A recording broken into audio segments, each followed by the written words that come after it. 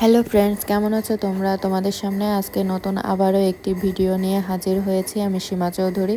আজকে তোমাদের সাথে শেয়ার করতে যাচ্ছে আইসক্রিম ছাড়াই ফালুদা তৈরির রেসিপি। প্রথমে আমি এখানে 2 চামচ কাস্টার্ড পাউডার নিয়ে নিয়েছি। সেখানে আমি জাল করা দুধ একসাথে মিক্সড করে নেব কাস্টার্ড পাউডারটি সাথে।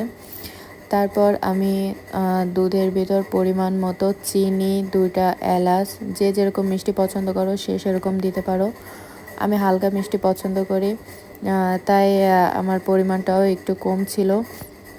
সব কিছু একসাথে মিক্সড করে দুধটা যখন ঘন হয়ে এসেছে তখন আমি যে কাস্টার্ড পাউডারটি তৈরি করে রেখেছিলাম দুধের সাথে সেটি ঢেলে দিচ্ছি আর অনবরত নাড়তে থাকবো। এই দেখো লাস্ট ফিনিশিং, এটার কালার এরকম এসেছে। অন্যদিকে আমি সাবুদানা সেদ্ধ উঠিয়ে দিয়েছি পরিমাণ মতো পানি দিয়ে। যখন ওটা হালকা সেদ্ধ হয়ে এসেছে তখন 1 মুঠ লুডুস দিয়ে দিয়েছি সেদ্ধ। তোমরা চাইলে আলাদাও সেদ্ধ করে নিতে পারো, আমি একসাথেই নিয়েছি।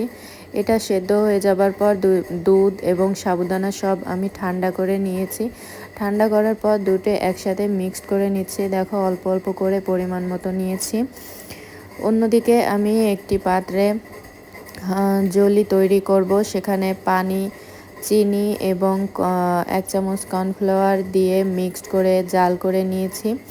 তারপর একটি পাত্রে ঢেলে দিয়েছি ঠান্ডা করার জন্য। তোমরা চাইলে ফ্রিজে রেখেও ঠান্ডা করতে পারো। দেখো লাস্ট ফিনিশিং এরকম এসেছে। এরপর আমি একটি চাকুর সাহায্যে ছোট ছোট করে কেটে নিয়েছি। অন্যদিকে আমি ফ্রুটস কেটেছি। এটা ইচ্ছা মতো নেওয়া যায়, যে যেই ফল পছন্দ করে। আমি এখানে অনেক পদের ফলই নিয়েছিলাম। তারপর সব কিছু একসাথে মিক্সড করে নিয়েছি।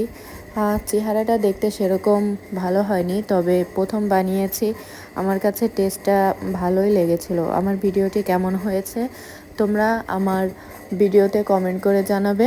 আরও নতুন নতুন ভিডিও দেখার অনুরোধ রইল। আল্লাহ হাফেজ।